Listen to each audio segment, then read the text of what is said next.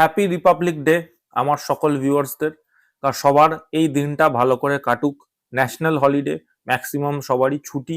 আজকে ভালো করে দুপুরে খাওয়া দাওয়া করুন, ভালোভাবে দিনটা কাটান। এবং তার থেকেও বড় কথা, যারা সেলসে কাজ করে বা রিটেলে কাজ করে তাদের আজকে 14-15 ঘন্টা ডিউটি আছে। তো তারাও নিজের শরীরের সুস্থতা বজায় রেখে কাজ করুন। এবং এই দিনটা তো কিছু করতে পারবেন না, দুদিন পর যখন উইক অফ পাবেন একটু ভালো করে এনজয় করে নেবেন বা রিল্যাক্স করে নেবেন, রেস্ট করে নেবেন। ও আজকের ভিডিওটা স্টার্ট করি। ইন্ডিয়া এই সিরিজটা কমপ্লিটলি ওয়ান সাইডেড খেলছে এবং ওয়ান সাইডেড ভাবে জিতেও গেছে। আজকের ম্যাচটা যদি দেখা যায়, আজকের ম্যাচে প্রথম থেকে টস জেতা থেকে শুরু করে যতক্ষণ খেলা হয়েছে ততক্ষণ ইন্ডিয়া ডমিনেট করেছে। কোনো একটা জায়গায়ও নিউজিল্যান্ড দাঁড়াতে পারেনি।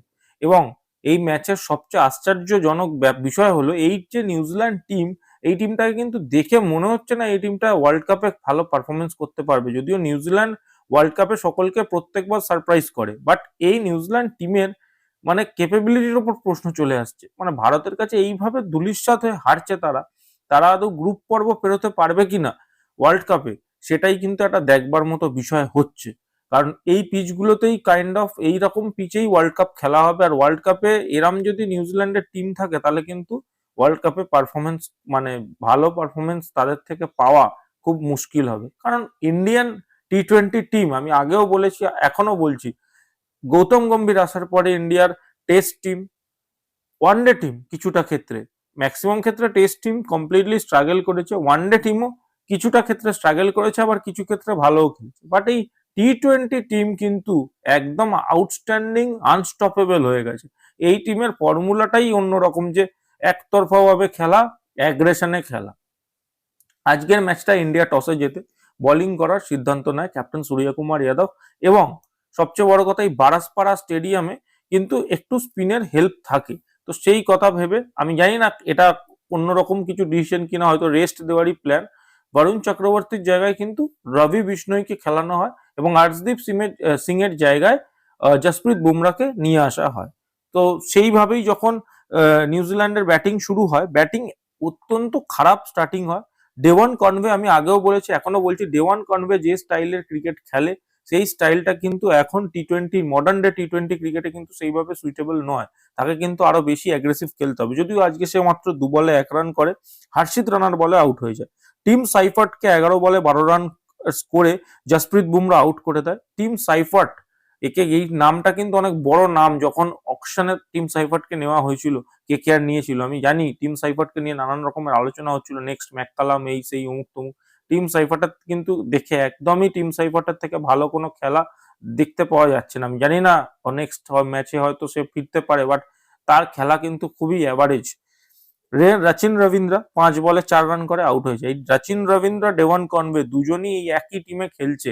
এটাই নিউজিল্যান্ডের সবচেয়ে বড় সমস্যা। কারণ দুজন যদি একই টিমে খেলে, দুজনেরই strike rate, career strike rate কিন্তু খুব বেশি না। এদের দুজনের যদি মানে ম্যাক্সিমাম বল খেলে ফেলে তাহলে কিন্তু নিউজিল্যান্ডের স্কোর খুব ভালো জায়গায় যে যাবে সেটা বলা যায় না। এরপরে গ্লেন ফিলিপস, গ্লেন ফিলিপস খুবই অ্যাগ্রেসিভ ব্যাটসম্যান, বাট তারও ইনিংস আজকে যেভাবে তাকে বোলিং করা হয়েছে অ্যাটাক করে, তার কিন্তু ইনিংস 40 বলে 48 রান করে, 6টা 6, এই 6টা 4, একটা 6 স্কোর করে 120 স্ট্রাইক রেটে। বাট তাকে দেখে কখনোই মনে হয়নি সে রানটাকে অনেক দূর নিয়ে যেতে পারবে। 40 বলে মাত্র 48 রান করে এবং রবি বিষ্ণয়ের শিকার হয়।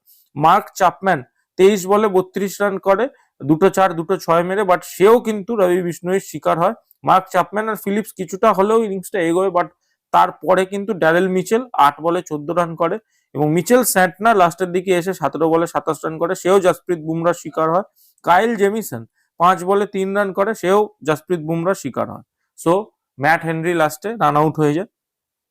কোন রকম ঠুকে ঠুকে বলুন আর যাই বলুন, 153 রান স্কোর করে 20 ওভার খেলে নিউজিল্যান্ড টিম। এরপর ইন্ডিয়ার ব্যাটিং আসে। সবাই আমরা অ্যাটলিস্ট ফার্স্ট ইনিংস দেখে ভেবেছিলাম যে হয়তো পিছে হেল্প আছে স্পিনারদের, নিউজিল্যান্ডের কাছেও কোয়ালিটি স্পিনার আছে, মিচেল স্যান্টনার আছে, সোডি আছে।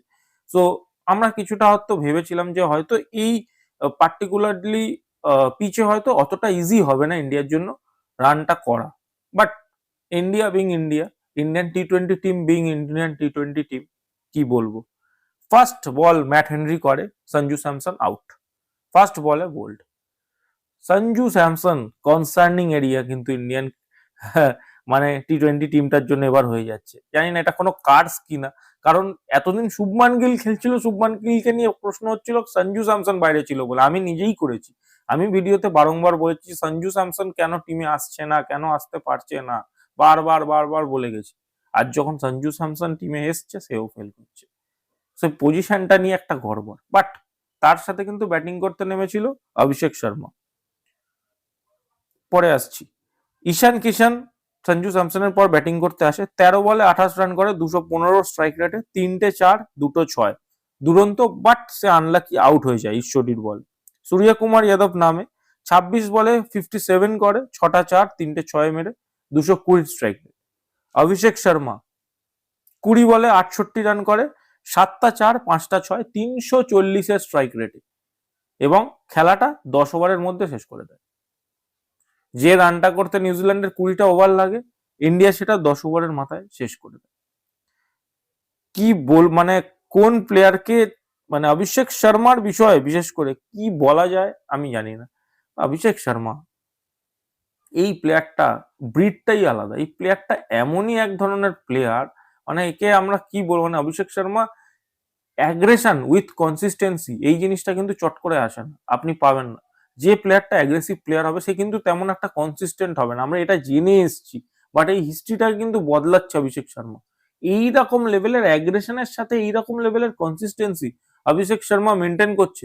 অভিষেক শর্মার কেরিয়ার আপনি ভেবে দেখুন, অভিষেক শর্মা যদি কেরিয়ারে 150-200 খানা ম্যাচ খেলে নেয়, অভিষেক শর্মার রেকর্ডটা কোন জায়গায় যাবে টি-20 ক্রিকেটে। আর অভিষেক শর্মা আগের ম্যাচে ফেলিয়ার ছিল আমি মানছি, বাট আমি আগেও বলেছিলাম যে রিয়ার ফেলিয়ার, এত ভালো খেলার পরে একটা ম্যাচ সে ফেল করবেই, এটা স্বাভাবিক। বাট আজকের কামব্যাকটা কিভাবে করলো, 20 বলে 68 রান, 340-এ 350-এর কাছে স্ট্রাইক রেট এবং নট আউট, তারপরেও 10 ওভারের মধ্যে খেলা শেষ। সূর্যকুমার যাদবকে দেখেও ভালো লাগলো, এত 2025 একটা লিন পিরিয়ড কাটানোর পর কিন্তু 2026-এ ফাইনালি সে নিজের জায়গাটা ফিরে পেয়েছে অ্যাজ আ টি-20 ব্যাটার। সে কিন্তু যে টি-20-তে কত বড় ব্যাটসম্যান সেটা কিন্তু সে বারবার প্রমাণ করছে। 26 বলে 57 রান করে, 6টা 4, 3টে 6 মেরে, 220 স্ট্রাইক রেটে, এবং খেলাটা একতরফা ভাবে ইন্ডিয়া জিতে নেয়, সিরিজ 3-0 জিতে নেয়, এবং এখনো 2টো ম্যাচ বেঁচে আছে। বাট যে প্রশ্নটা উঠবেই সেটা হলো সঞ্জু স্যামসন। সঞ্জু স্যামসন কি টিমে থেকে যাবে পুরো ওয়ার্ল্ড কাপের জন্য, এটা কিন্তু এবার প্রশ্ন চিহ্নের মধ্যে আসছে। যদি তিলক ভার্মা ফিরে আসে এই টিমে, তাহলে তিলক ভার্মা কিন্তু খেলবে মিডিল অর্ডারে। সেক্ষেত্রে ঈশান কিষানকে হয়তো আমরা ওপেন করতে দেখতে পারি অভিষেক শর্মার সাথে। ঈশান কিষান আর অভিষেক শর্মা ওপেন করবে, 3 নম্বরে তিলক খেলবে, 4 নম্বরে সূর্য খেলবে, এটাই হতে পারে। অথবা 3-এ সূর্য, 4-এ তিলক, এটা হতে পারে। সঞ্জু স্যামসন কিন্তু যদি নেক্সট 2টো ম্যাচে চান্স পায় এবং সেখানে যদি সে পারফরমেন্স করতে না পারে, তাহলে কিন্তু খুবই ক্রিটিক্যাল একটা বিষয় হয়ে যাবে, সে কিন্তু টিমের বাইরেও চলে যেতে পারে। কারণ ঈশান কিষান কিন্তু উইকেট কিপিংও করে, এটা কিন্তু ঈশান কিষানের সাইডে যাবে। ঈশান কিষান যে ফর্মে খেলছে, যে স্ট্রাইক রেটে খেলছে, সেই জায়গায় যদি সঞ্জু স্যামসন এরকম কনসিস্টেন্ট বেসিসে ফেল করতে থাকে, তাহলে তো ঈশান কিষান ডেফিনেটলি ফার্স্ট 11-এ খেলবে এবং ওপেন করবে, সঞ্জুই বাইরে থাকবে। তো সেই সময় আশা করব না যে জাস্টিস চাওয়া হবে। আমি জানি সঞ্জু স্যামসনের পজিশন চেঞ্জ করে গত বছর ম্যানেজমেন্ট খারাপ করেছে, বাট যখন তোমাকে এতটা সিকিউরিটি দেওয়া হয়েছে যে তুমি টিমে আছো, তুমি খেলছো, তুমি ওপেনিং করছো তোমার সুইটেবল পজিশনে, ঘরের মাঠেই খেলা হচ্ছে, তারপরে 3টে ম্যাচে ফেলিয়ার। আজকের ম্যাচে তো টাইম নিয়েও খেলতে পারতো, কারণ আজকের ম্যাচে টার্গেটও বেশি ছিল না। অভিষেক শর্মা একটা সাইড দিয়ে এরকম অ্যাগ্রেসিভ খেললো, সঞ্জু স্যামসন আনলাকি বলবো না ইনকনসিস্টেন্ট বলবো আমি জানি না, বাট আমি চাইবো লাস্ট 2টো ম্যাচে যদি সে চান্স পায় ডেফিনেটলি সে কামব্যাক করুক। আর আমি কিন্তু পার্সোনালি অভিষেক শর্মা আর সঞ্জু স্যামসনকে ওপেন করতে দেখতে চাই টি-20 ওয়ার্ল্ড কাপ। এই ছিল আমার আজকের ভিডিও, আপনাদের কেমন লাগলো ডেফিনেটলি কমেন্ট করে জানান। প্রজাতন্ত্র দিবসটা ভালো করে কাটান। ভিডিওটা ভালো লাগলে বেশি বেশি শেয়ার করুন, চ্যানেলে নতুন হয়ে থাকলে চ্যানেলটাকে সাবস্ক্রাইব করুন। আর এই বলে আজকে ভিডিওটা শেষ করছি, বিকজ আমি তো আজকে কর্মচারী, আমার কাজ আছে, প্রায় 14-14.5 ঘন্টা আমাকে কাজ করতে যেতে হবে। সো এই বলে আমি ভিডিওটা শেষ করছি, ধন্যবাদ।